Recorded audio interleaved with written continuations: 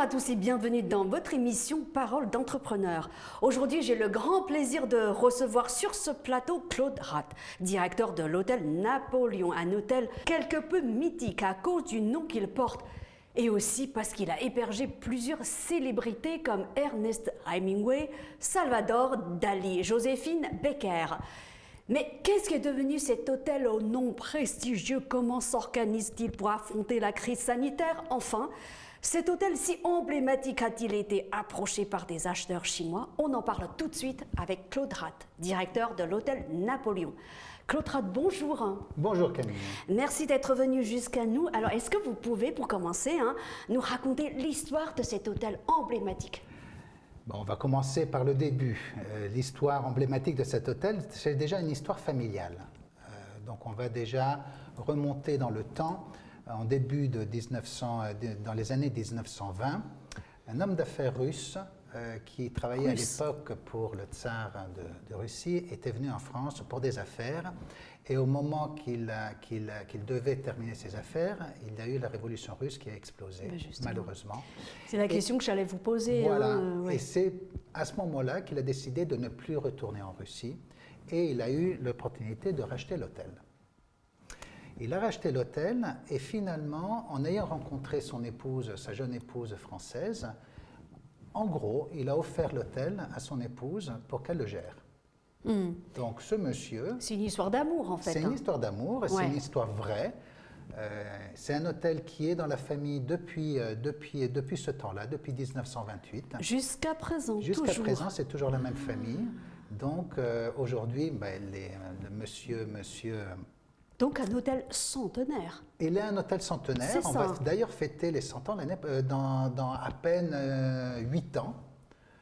Parce qu'on a fêté effectivement les 90 ans en 2018. C'est ça. Et on va attendre 2028 pour fêter les 100 ans. Donc il fait partie des hôtels emblématiques, des adresses parisiennes de luxe. Et c'est un hôtel qui a toute sa place. Un hôtel familial, on est totalement indépendant comme hôtel. Totalement indépendant. Totalement indépendant. Et moi, j'ai le privilège et la chance de pouvoir gérer cet hôtel pour le compte de la famille. Et je vais faire une petite remarque. Je suis uniquement le 6e directeur de l'hôtel en 90 ans. Ça veut dire que chaque directeur a une très longue longévité. Voilà. Et ça veut dire que la relation qu'on installe avec le propriétaire, c'est très rassurant, avec nos clients, c'est une relation de long terme. On n'est pas sur du court terme, on n'est pas sur un coup. On est pour développer, pour préparer, pour accompagner une stratégie aussi bien pour nos collaborateurs, pour le propriétaire et bien sûr pour nos clients. Là, c'est rassurant, je trouve, surtout pour les clients. Voilà. Alors, moi, j'ai lu quelque part que cet hôtel vient d'une résidence secondaire, ou plutôt une résidence de luxe du comte Tolstoï. Alors, il y a effectivement... Vrai ou faux? Alors, il y a une partie de vérité, je ne dirais pas complètement non, je ne dirais pas complètement oui. C'est vrai que durant le début du siècle, il y a des archives qui sont un peu parfois compliquées à déchiffrer, à lire, surtout sur cette partie de l'Arc de Triomphe, là où on trouve des résidences, il y a eu pas mal de changements. Il est possible que ça a été une résidence secondaire du comte Tolstoï. Et ça a été rénové en fait. En tout cas, une chose est certaine, c'est qu'on a eu dans les descendants du prince Yusupov qui ont séjourné à l'hôtel.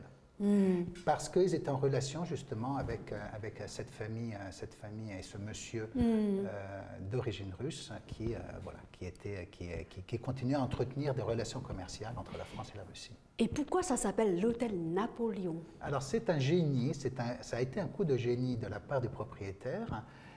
Ça a toujours été comme ça. Enfin, il s'est appelé Hôtel Napoléon Bonaparte quand il a été repris en 1928. Déjà, Déjà. À l'origine en fait. À l'origine. Parce que vraiment un coup de génie, je trouve. Absolument, parce qu'il se trouve sur l'avenue de Friedland. C'est ça, tout près de l'Arc de Triomphe. Tout près de l'Arc de Triomphe. Et à l'époque, c'était l'hôtel de 5 étoiles le plus près de l'Arc de Triomphe. Et l'avenue de Friedland, c'est une des batailles que Napoléon a gagnées. Et du coup, il a eu le génie de l'appeler l'hôtel Napoléon en mémoire de Napoléon, en sachant qu'à l'intérieur de l'Arc de Triomphe, toutes les batailles de Napoléon sont inscrites. Et les batailles qu'il a gagnées. D'autant plus que, comme c'est tout le monde, hein, l'Arc de Triomphe, c'est Napoléon qui l'a fait construire. Tout à fait. Voilà, donc ceci explique cela. L'hôtel Napoléon. L'hôtel Napoléon qui se trouve un peu par destination à la mémoire de Napoléon Bonaparte et avec toute la grandeur qu'il a pu amener dans le monde. Alors, vous disiez tout à l'heure qu'au cours on va dire au cours des 90 dernières années, hein, il n'y a eu que 6 directeurs. Oui. Voilà. Alors, ça veut dire que cet hôtel-là est géré selon une stratégie de long terme. Oui.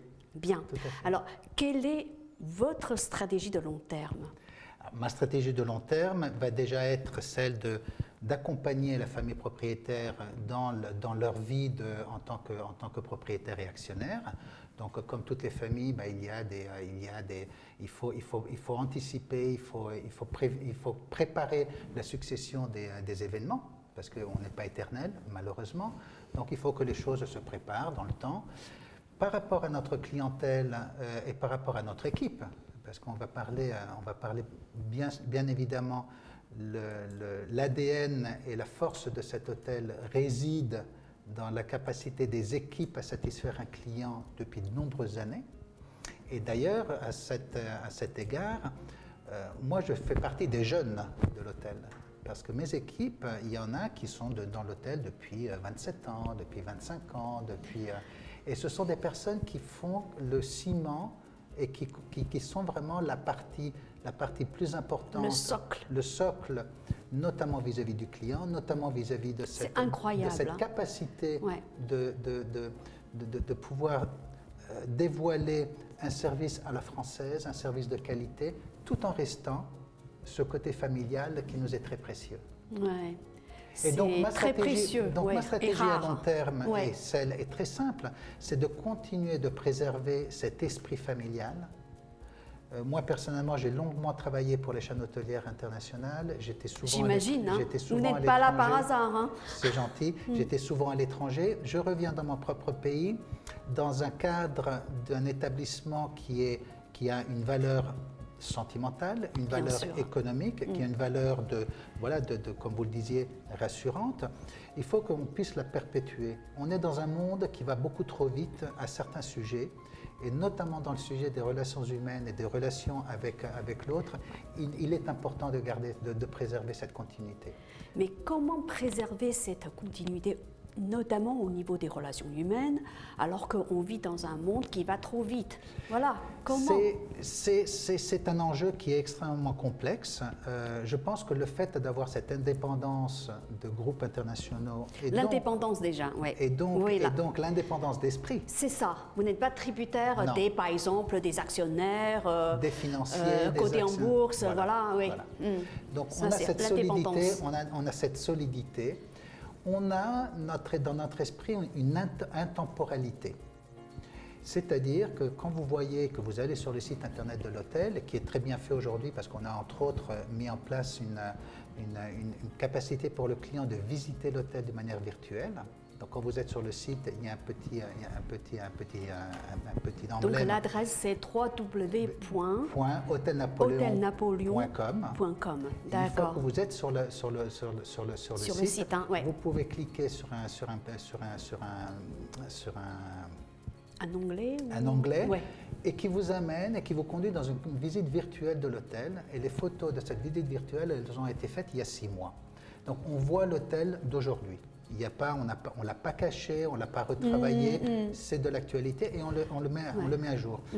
Quand je parle d'intemporalité, c'est qu'on passe les années, les décennies, on est dans un style très marqué Napoléon, très marqué Haussmann, très marqué Empire,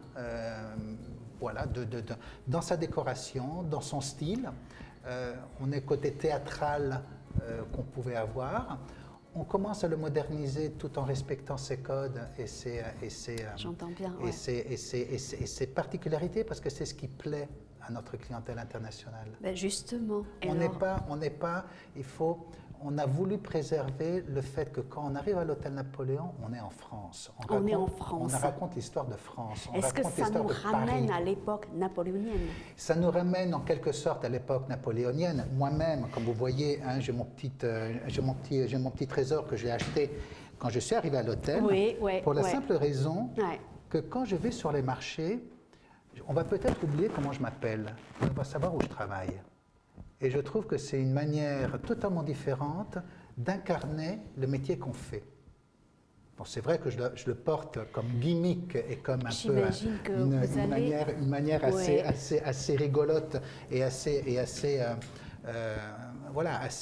décomplexée. C'est une marque. Hein, Voilà, c'est une marque. C'est une marque, tout à fait. Je l'ai fait faire reproduire par un chapelier français, donc on est sur du Made in France. Français, oui. Voilà. Et puis tricolore. Donc pour revenir à cette histoire de l'intemporalité de l'hôtel Napoléon, on est à Paris, on vit l'histoire de France, on vit l'histoire de Paris, on vit une histoire. Et c'est pas un hôtel qui... Voilà, quand on ouvre la porte, à droite il y a la salle de bain, un peu plus loin il y a la télé, à gauche il y a la télécommande. Je comprends. Qui est typique. C'est pas mal ça. Du coup, ça me donne envie d'y aller, hein, vraiment. Voilà. Hein. Oui. Chaque chambre est différente. Ah, et déjà combien y a-t-il de chambres? Voilà. Alors on a 96 chambres. 96 Oui, 96 chambres. Et dans les 96 chambres, on a 57 suites. Ah oui, quand même. Oui. Ah, oui, beaucoup. Et 49 chambres. Donc, c'est un hôtel qui s'adapte aussi bien pour une clientèle lointaine, parce qu'on a des espaces qui sont extrêmement agréables, pour une clientèle plutôt de proximité qui est sur des séjours très courts.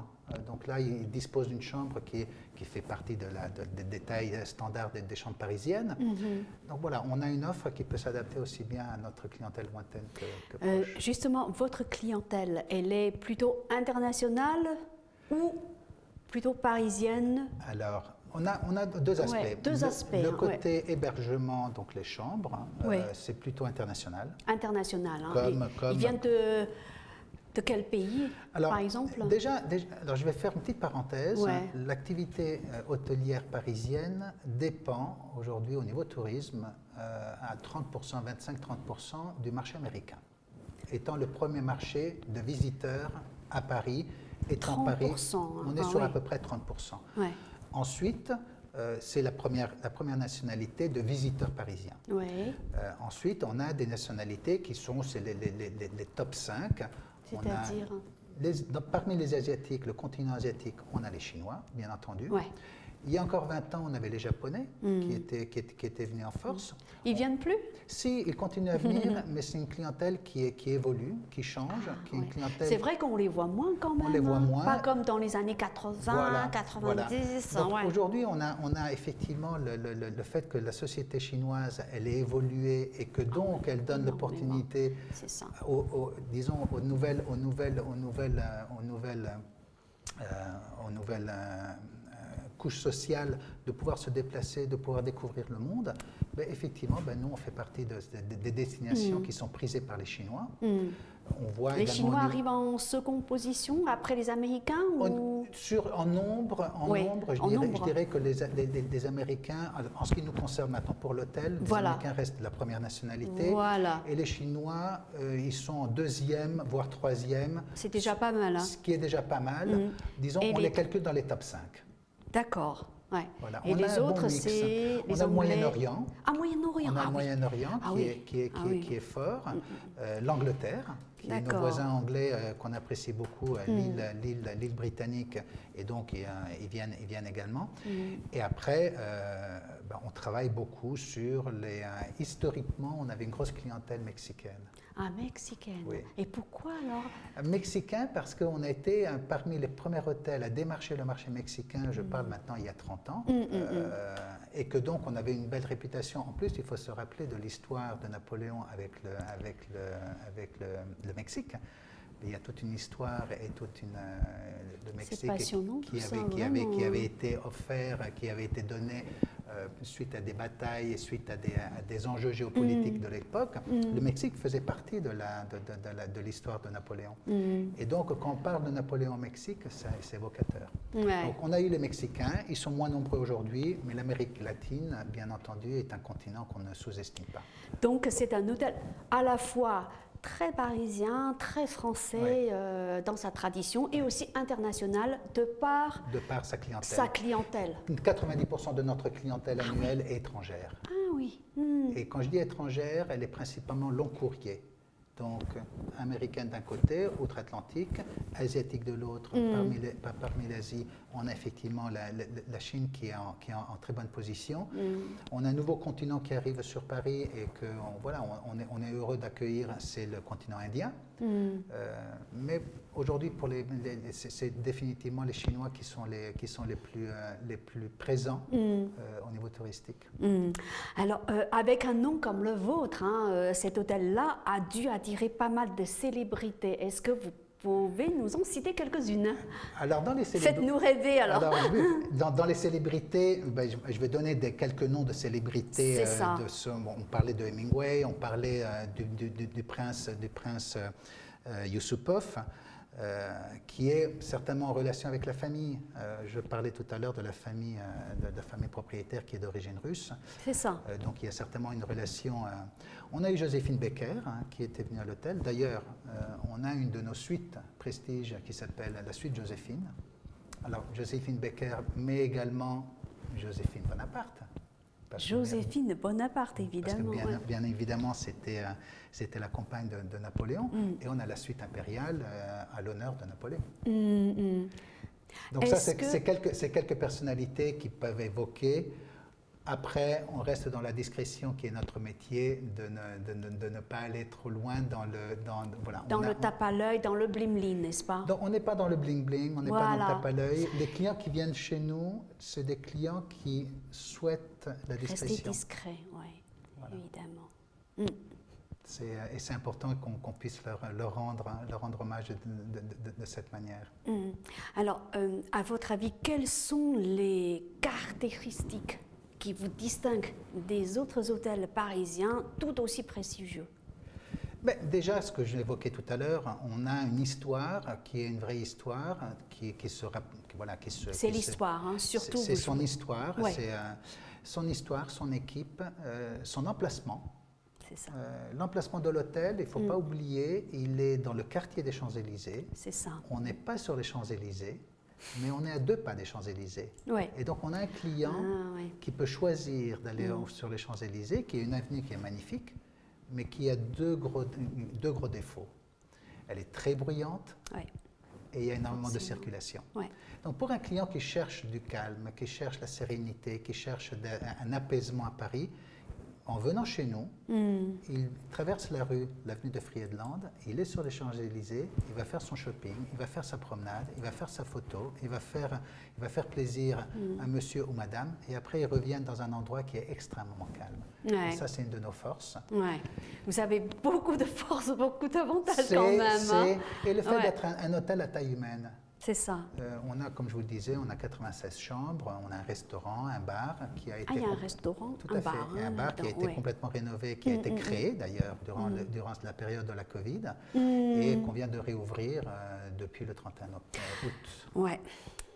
Alors, c'est un hôtel, on va dire, centenaire ou presque. Presque. Mais dans ce cas-là, la question qu'on peut se poser, c'est que dans un hôtel aussi ancien, est-ce que vous avez tous les équipements modernes comme Wi-Fi, Zoom et autres pour attirer une clientèle plutôt, on va dire, d'hommes d'affaires? Alors, c'est une très très bonne question. On a le côté, on imagine que parce qu'on a une histoire, on a un côté poussiéreux. Que vous pouvez rester. Je vais vous rassurer, le client quand il vient chez nous, pas seulement il a ce que vous évoquez, le Wi-Fi, le Zoom, mais il est totalement à jour avec la technologie actuelle. Nous avons mis en place des tablettes tout ce qu'il faut, dans toutes les chambres qui permettent de se connecter à la conciergerie, qui se permet de se connecter à toute la presse mondiale. Donc le client, en fonction de sa nationalité, il va arriver dans sa chambre et il va avoir sa tablette avec tous ces journaux qu'il a l'habitude de lire. On est en écran de partage avec la télévision. Au niveau Internet, bien sûr. Technologiquement, les chambres on a gardé le style, mais on continue à la rénover tous les ans. Tous les ans. Tous les ans. Tous les ans, on continue à rénover. On n'a pas une seule chambre qui a plus de 8 ans. Donc la chambre la plus ancienne au niveau de sa rénovation, elle n'a pas plus de 8 ans. Donc on est constamment en train de maintenir ce produit pour que le client se sente bien. Avant tout, il a besoin d'un bon sommeil, du calme. Exactement.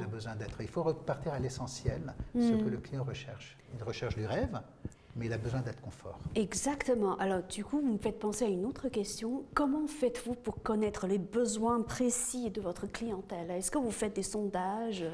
Alors, on a, comme beaucoup de mes confrères, on a en place des questionnaires qu'on fait part de notre... En ligne. En ligne. Avant que le client arrive, à partir du moment qu'on connaît ses besoins, ses oui, attentes. et puis surtout son adresse email ou son numéro de téléphone. On a technologiquement moyen de se connecter au client pour lui demander avant de son arrivée, pour lui demander s'il a des besoins particuliers à travers la conciergerie. Au moment de partir, il y a un questionnaire qui lui est envoyé pour lui demander des suggestions, ce qui a bien marché, des choses améliorées. Ils répondent, les clients, parce que parfois les clients... Non, on a un bon répondant et encore... C'est grâce à votre relation, on va dire, de fidélité.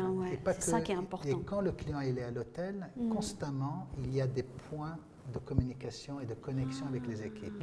Ça peut être le bagagiste. C'est vous qui avez, on va dire, perpétué cette tradition. Je perpétue voilà. et je continue à la stimuler. Vous l'avez adapté. Je continue à la stimuler. Mais il y a des points de contact, ce qu'on appelle des points de contact pour le client. Quand il arrive, il y a le bagagiste. On a un bagagiste qui, malheureusement, il va partir, il va prendre sa retraite, mais c'est un personnage extrêmement emblématique de l'hôtel. Il va pouvoir rassurer le client, il va pouvoir lui raconter une anecdote, il va pouvoir se mettre tout de suite à sa disposition. Après, il arrive chez le concierge, il arrive au front office, il arrive au guest relation, il arrive chez la gouvernante, chez les femmes de chambre. Donc il y a des points de contact. Vous êtes aux petits soins là. Il y a des points de contact tout le long du séjour du client. Et l'important pour nous, c'est qu'on communique en interne. C'est que quand un client nous remonte une information à l'instant T, que cette information, elle est tout de suite, qu'on soit réactif. Et ça, on est plutôt pas mal, je dois dire. On peut toujours s'améliorer. On peut toujours s'améliorer. Il y a toujours des angles d'amélioration. Mais globalement, on est plutôt pas mal dans cet exercice. Alors, une question d'actualité. Comment est-ce que l'hôtel Napoléon vit la situation épidémique actuelle? C'est très pénible pour tout le monde. C'est une situation qui est extrêmement pénible. Disons, essayons de ne pas rentrer dans l'alarmisme. Je pense qu'en tant que dirigeant, il est important de connaître. Votre rôle, c'est de motiver les équipes. De motiver et de rassurer. Oui, c'est ça. Alors, comment vous les rassurez, votre équipe? C'est pas pour autant de diminuer la crise. La crise, elle est là. On suit l'actualité à travers les médias, à travers les réseaux, à travers nos clients. Après, c'est le besoin de rassurer nos équipes et de rassurer le client, de savoir comment on réagit. Alors, pour répondre à votre question, il y a toute une série de préconisations qui nous ont été entre guillemets imposées, mais surtout recommandées. Le port du masque, le gel hydroalcoolique, les gestes barrières. Là, on est dans les choses qui sont simples à faire, qui sont efficaces aussi, et qui sont qui sont tout simplement une manière d'être. Ce sont des réflexes. Et nous, les Français, on n'a pas ce réflexe naturel. Donc, c'est tout un apprentissage qu'on doit faire, et ça marche quand vous êtes constamment avec les équipes et que finalement, on en parle tous les jours. Ces réflexes permettent de rassurer les gens qui viennent de l'extérieur. on a, comme on a fait, comme beaucoup de nos confrères, on a des parcours clients qui sont identifiés, d'entrée, de sortie, les toilettes qui sont vérifiées régulièrement, des stations de gel hydroalcoolique qui sont posées à tous les endroits stratégiques de l'hôtel pour que le client puisse se sentir à l'aise, effectivement des plexis qui séparent le client du comptoir. Tout ça, c'est en place. On garde la distance, on fait attention, on garde le masque. Tous ces éléments font partie de ce qui nous aide à passer cette période. Il est indispensable de comprendre que pour une entreprise comme la nôtre, nous sommes une entreprise familiale, le nerf de la guerre va être l'argent. Même pour des entreprises non familiales, je crois que le nerf de la guerre, reste le même. Ça reste l'argent. Ah oui. Et donc, on doit se projeter sur l'avenir, on doit se projeter sur la durée et de faire en sorte qu'on mette en place des mécanismes qui puissent nous permettre de voir la lumière au bout du tunnel, la reprise économique, l'arrivée d'un vaccin, le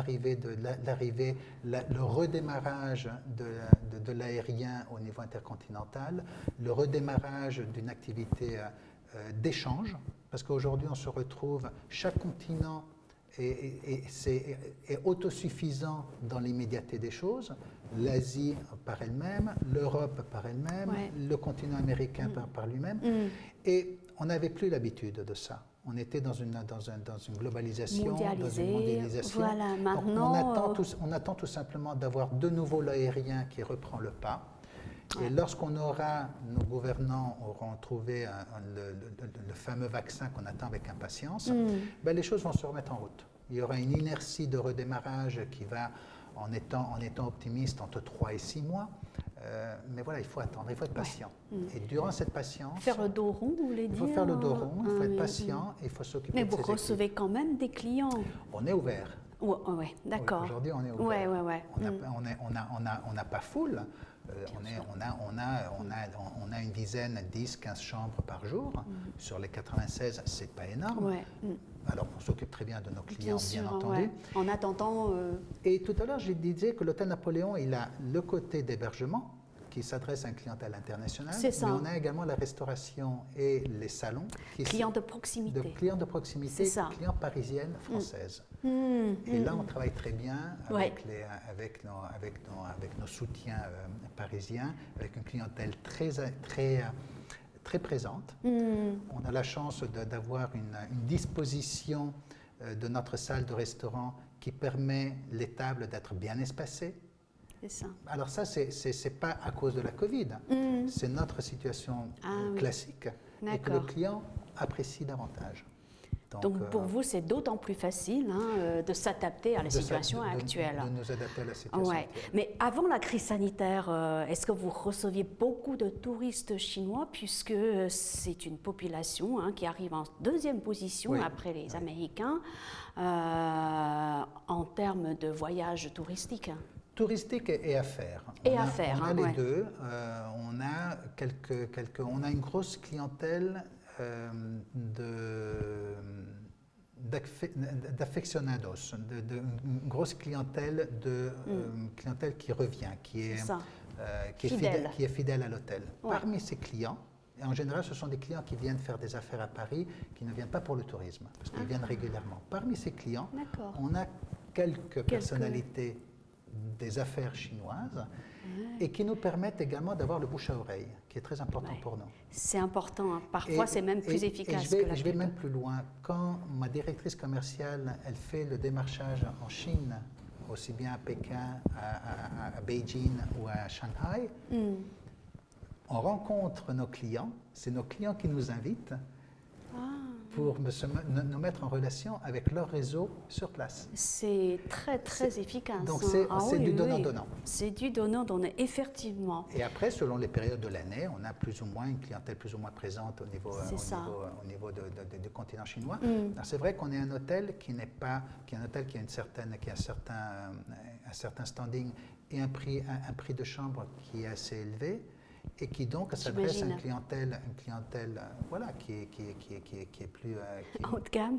Oui, et puis, mais du coup, vous savez, il y en a, ils vont être toujours nombreux à vouloir venir, mais ça permet également d'avoir une clientèle qui a l'habitude de voyager, qui sait exactement ce qu'elle veut, et donc elle a besoin d'être prise en charge avec une compréhension de ce qu'ils souhaitent, de ce qu'ils recherchent. Alors, toujours par rapport à la Chine et par rapport à la clientèle chinoise, est-ce que l'hôtel Napoléon, si emblématique, a été approché par des acheteurs chinois? Parce que j'ai entendu des rumeurs là-dessus. Alors, Vous me confirmez ou je vous le me confirme, infirmez? je vous Oui. le confirme, je vous le confirme, mais je vais Oui. même plus loin, c'est que quasiment toutes les semaines, j'ai des appels qui viennent du Toutes monde les entier. semaines. Entre autres, assez Toutes les souvent, semaines. Incroyable. assez Même souvent- maintenant assez- ou- même maintenant, assez souvent de réseaux dont à l'origine il peut y avoir des potentiels chinois. Donc, je vous le confirme. Mais l'hôtel n'est pas à vendre. L'hôtel n'est pas à vendre Ouais. du tout. Ça reste un hôtel Ça familial. oui, ça Et reste, et un ça hôtel- restera un groupe familial. Mais Hein. disons que l'avantage, c'est que notre actionnariat, il est composé par 2 personnes. Donc nos actionnaires, ce sont 2 personnes. Deux 2 personnes personnes de la famille. de la famille, Ouais. l'oncle et le neveu. D'accord. Donc, vous savez, Après- moi je gère ce bien pour le compte de ces 2 personnes. Je comprends. Donc lorsqu'il y a une requête, lorsqu'il y a une demande, et l'emplacement il est effectivement absolument splendide. Vous voulez ben, même pas ouvrir une je- petite partie de l'actionnariat? Non, même je- pas. je- C'est 100% familial. C'est 100% familial. Ah oui. Donc je remonte l'information aux propriétaires comprends. et très vite, ben, ils me font part de leurs intentions. Et l'intention aujourd'hui, ça fait partie de leur patrimoine sur lequel ils veulent continuer à développer, à évoluer. Donc, donc pour l'instant, il n'y a pas question de remettre en question cette histoire. Alors, dernière question en tant que directeur de l'hôtel. Hein, comment vous projetez-vous dans quelques mois Ben, déjà, la manière dans laquelle on se projette dans l'immédiateté des choses, c'est de continuer à écouter ce qu'on a besoin de faire pour assurer nos clients, pour assurer nos équipes. Et on va se projeter comme dans l'avenir en ayant toujours en ligne de mire les différents réseaux commerciaux qu'on a établis. Aujourd'hui, on fait partie, alors je disais qu'on est indépendant en tant qu'hôtel, par contre, on est affilié à des réseaux commerciaux. Et parmi ces réseaux commerciaux, il y a Preferred Hotel and Resort, qui est une affiliation américaine d'origine, qui est très bien implantée et qui a un développement extrêmement important, notamment en Chine. Donc on a des bureaux en Chine de Preferred Hotel qui sont très actifs et qui nous soutiennent dans le démarchage et dans la recherche de clients. On a ces réseaux, on a Atout France, Donc les on réseaux, a le CRT, on a l'OTCP, donc on a tous ces